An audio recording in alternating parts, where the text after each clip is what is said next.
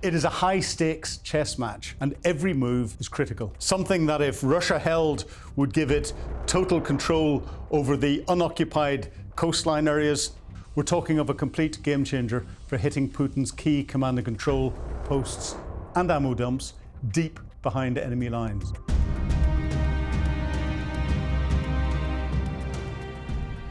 Welcome to the Sun's Battle Plans Exposed. Now, today we take you to the heart of the Black Sea, a critical flashpoint in the war of Ukraine. Russia's naval dominance is being challenged like never before.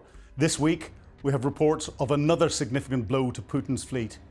Now, we begin with a flurry of heavy Ukraine attacks on and near occupied Crimea. Let's have a look at the videos from the front line.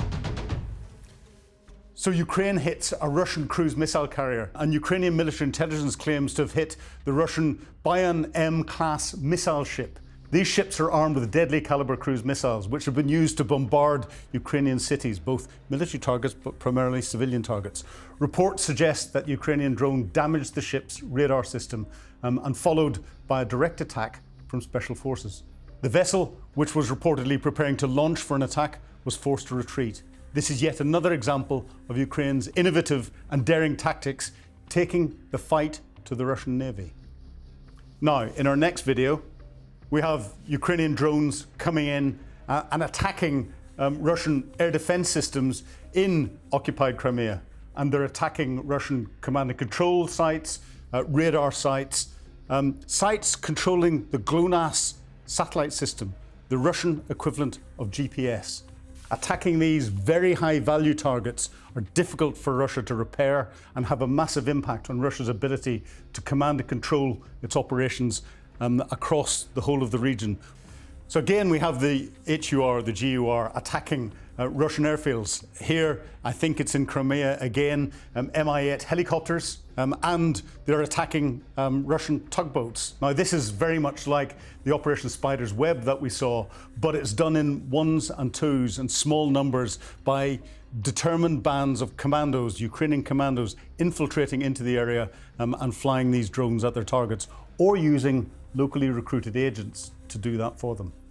So here we have a video reportedly showing one of the first launches of the Ukrainian Flamingo long-range missiles targeting Crimea on August the 30th. As a result, an FSB outpost near Armyansk and 6 hovercraft patrol boats were hit. And the effect that these has are causing huge damage on the airfields. The smoke we can see here is from a fuel dump or an ammunition dump, or both being hit and set on fire. So why is the Black Sea so important? So let's have a look at the map of the Black Sea and Russia's occupied areas. Here we have Crimea, Sevastopol, a former Russian Black Sea fleet port, even under times when there was Ukrainian total control over Crimea. Of course, Russia illegally captured Crimea in an almost bloodless attack in 2014. Russia now occupies the red areas we see, but the important piece here is how much of it is up against the coast. This bit from Melitopol up to Mariupol is in the Sea of Azov, which is here, and the Sea of Azov flows into the Black Sea. The Black Sea areas, Russia occupies the southern part of Kherson Oblast, but Ukraine still occupies in the west out through the vital port of Odessa and round here. But you can see that Russia has captured probably 2/3 of what was Ukraine's access to the Black Sea. The importance for the Black Sea for Russia is a launch pad for projecting power into the Mediterranean, but also up into this region, and through that into the Middle East and into Africa. For Ukraine, it's a vital artery for its economy, especially for grain exports, and now they're limited to coming out of Odessa. Control of the Black Sea means control of critical trade and energy corridors. It is a high-stakes chess match, and every move is critical. Russian naval ports are under pressure. The home, or traditional home, of Russia's Black Sea fleet has traditionally been the port of Sevastopol. No more. Occupied Crimea, but a series of audacious Ukrainian attacks using sea drones, cruise missiles, and as we've seen, other drones have made it a very dangerous place for the Russian Navy. As a result, Russia has been forced to disperse its fleet to other ports, such as Novorossiysk in the southern Russian coast, again out onto the Black Sea, and even a new base in the breakaway Georgian region of Uzbekia. This shows the pressure that the Russian Navy is under, constantly having to look over its shoulder. Before the full-scale invasion of Ukraine, Russia's Black Sea fleet had about 74 warships, which included surface combatants and submarines. By March 2024, reports suggested that the fleet had become functionally inactive due to heavy losses of vessels, with about a third of Russian ships reportedly sunk or damaged by Ukrainian forces, leading to what has effectively been a strategic retreat from Crimea to ports around Russia. So one of the key battles for the Black Sea in the early days was for the fight around Snake Island, a symbol of defiance. Snake Island is right out just off the Ukrainian coast in the west, the very western vestiges of the Black Sea. Something that if Russia held would give it total control over the unoccupied coastline areas, something Ukraine had held and could use to monitor Russian activities coming out of occupied Crimea and elsewhere. Early in the war, the tiny outpost became a symbol of Ukrainian defiance, with the now famous phrase that we've heard, Russian warship, and this was accompanied by the typical gesture you would expect, go bleep yourself. Unfortunately, I can't use the word as we broadcast it. Ofcom may have something to say. But after a period of Russian occupation, Ukrainian forces, through a series of relentless attacks, forced the Russians to withdraw from Snake Island in June 2022. Not only was this a huge morale boost for Ukraine and a strategic victory, denying Russia key outposts to the control of the northwestern Black Sea area, but also what it did was it allowed Odessa and an international grain deal to continue exports of grain and vegetable oils out of Ukraine to the rest of the world, maintaining Odessa as Ukraine's main maritime gateway. Before the war, Ukraine was a global breadbasket, exporting over 60 million tons of grain a year. Now that equates to about 10% of the entire global market, and it was the world's top exporter of sunflower oil, accounting for nearly half of all global exports. Of course, a lot of these went to third world countries where we see famine, and therefore it was third world countries that were being impacted most by Russian blockades of this area of the Black Sea. The Russian blockade of Odessa at the start of the war sent global food prices soaring. The Black Sea Grain Initiative, brokered by the United Nations and Turkey, was a lifeline to the world, allowing millions of tons of Ukrainian grain to reach the countries in need. However, Russia has repeatedly threatened and ultimately pulled out of the deal, weaponizing food supplies and holding the world's hungry to ransom.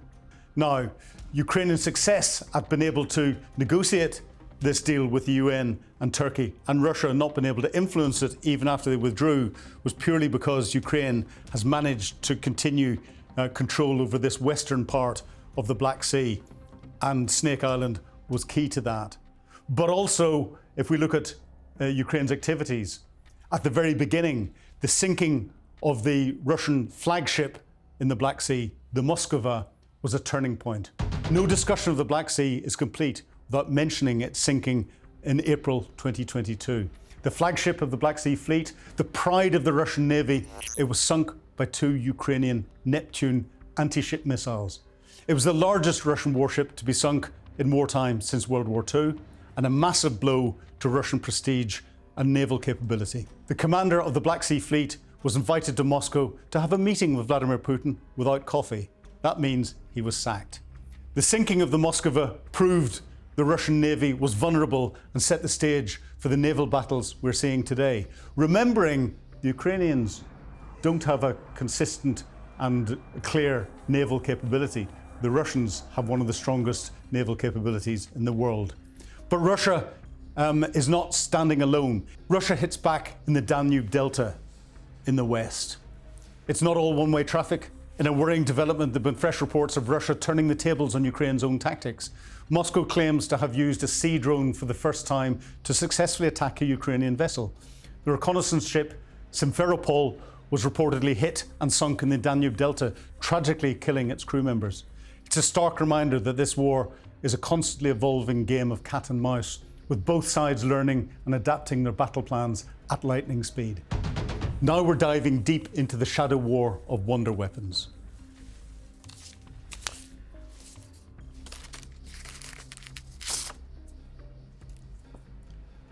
While the world watches the front lines, a high-tech arms race is exploding in Ukraine. First up, the Neptune.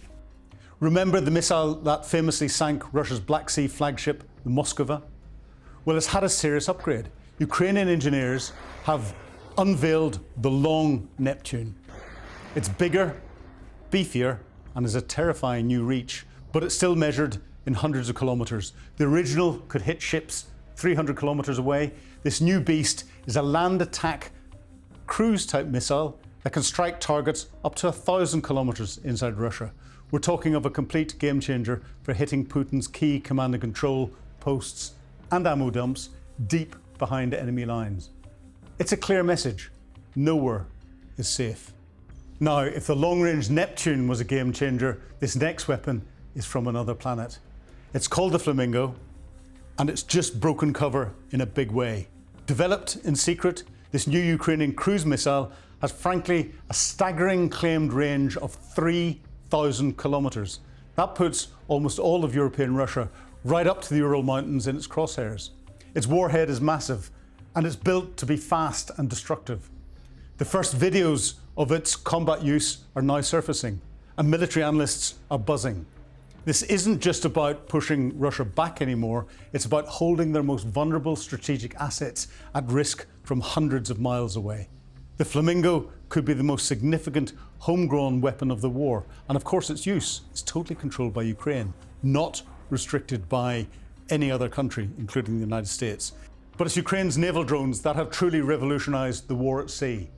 Lacking a traditional navy after 2014, Kyiv built one from scratch, not with steel hulls and sailors, but with silicon chips and remote pilots.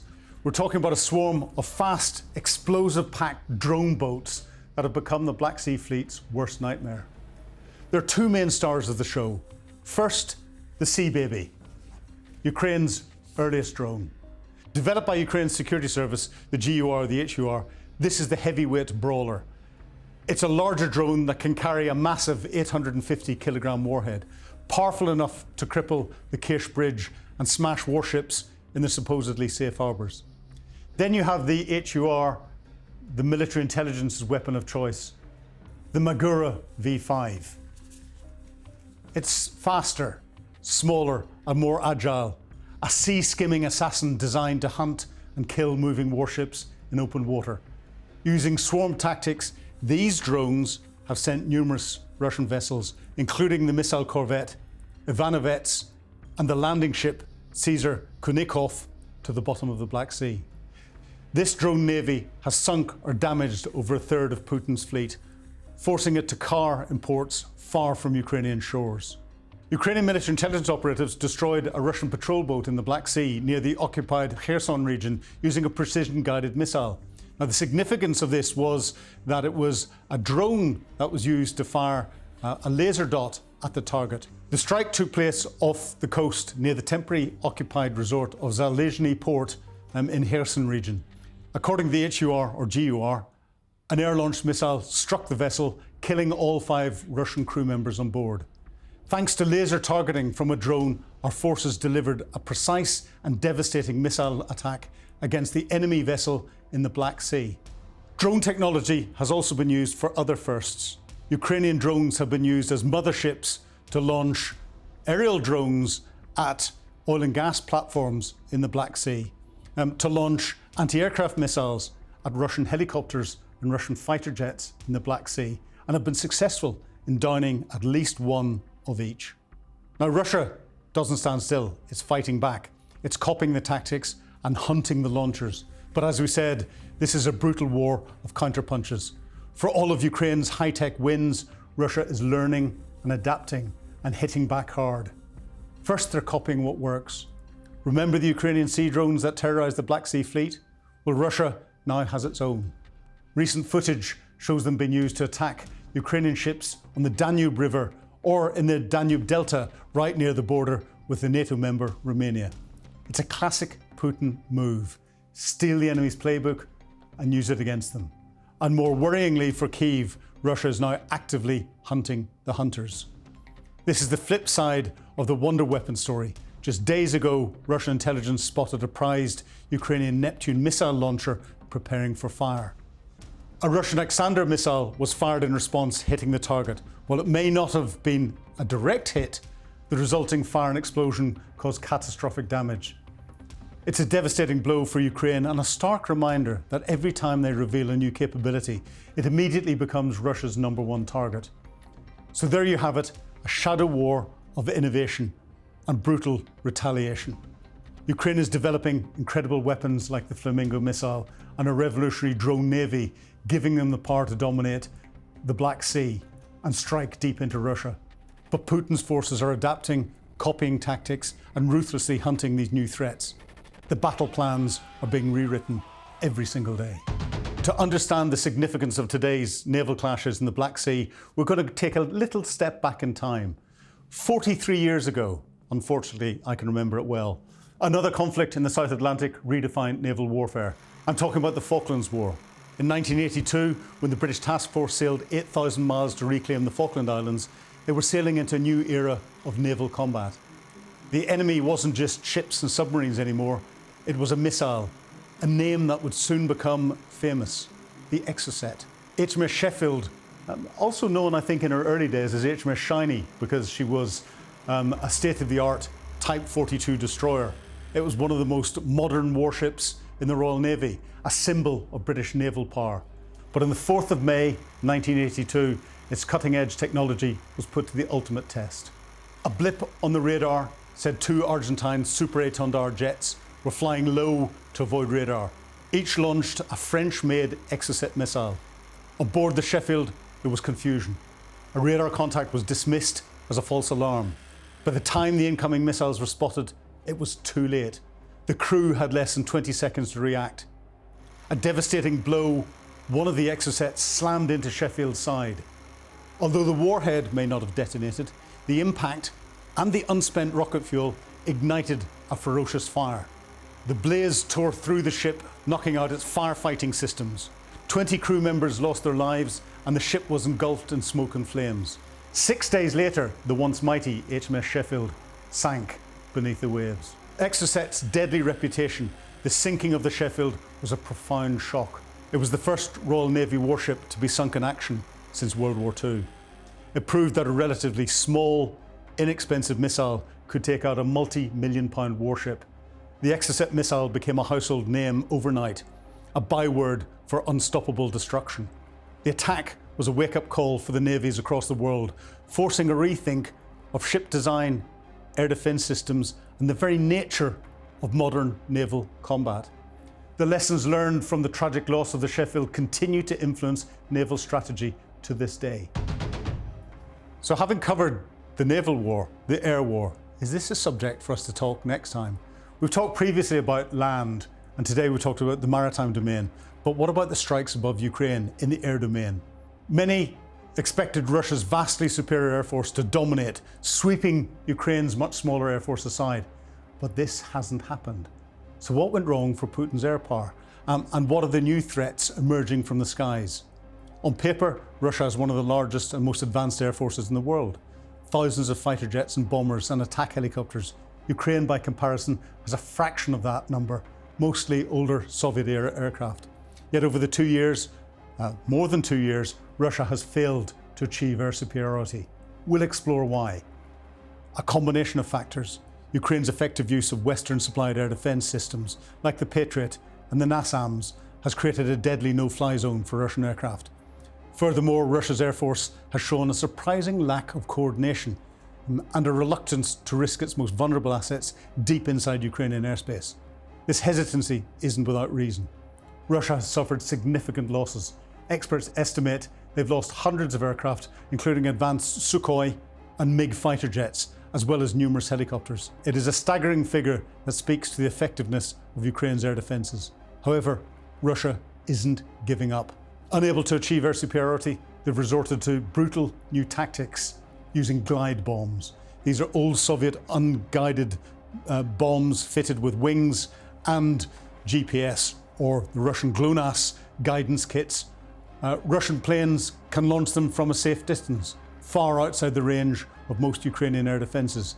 These massive bombs, weighing up to 1,500 kilograms, simply glide towards the targets, flattening Ukrainian towns and frontline positions with a devastating force.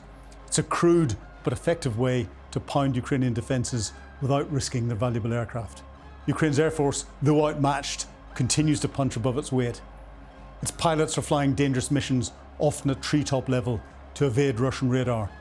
The long-awaited F-16 fighter jets from Western allies are being used, but it takes time to learn how to fight them effectively, even if the pilots flying them have significant combat experience in other aircraft. It's great to be able to fly, but to fight is a different mean. Ukraine relies on its resilient air defences and the bravery of its pilots against a numerically superior, if very underperforming, Russian Air Force that is increasingly turning to brute force from afar. I look forward to delving into this much more detail next time. So thank you for watching today. If you like what you've seen, please click like, put some comments or posts underneath. Tell us what you want to hear about, but it's been a real pleasure giving you some updates today.